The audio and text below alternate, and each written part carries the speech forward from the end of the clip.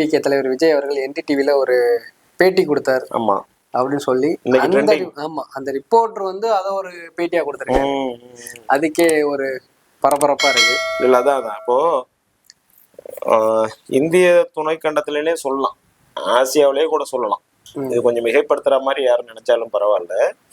ஒரு பொலிட்டிக்கல் தலைவர், அதாவது ஒரு ஒரு பெரிய சாதனை படைச்ச அல்லது ஒரு மிக நீண்ட பாரம்பரியம் அல்லது ஒரு அனுபவம் உள்ள தலைவருக்கு, ஒரு பெரிய கட்சியை இந்தியாவே ஆண்ட தலைவர்களுக்கு அவங்கள கூட ஒரு சேனல் வந்து ஒரு இன்டர்வியூ எடுக்குன்னு வச்சுக்கோங்களேன். இன்டர்வியூ வர்றதுக்கு முன்னாடி அந்த அவர் பேசுனதே வந்து ஒரு ப்ரோமோ போடுவான். ப்ரோமோ போட்டு ஒரு எக்ஸ்பெக்டேஷன் கிரியேட் பண்றதுக்கு ஒரு ப்ரோமோ போடுறது சேனலோட வழக்கம்.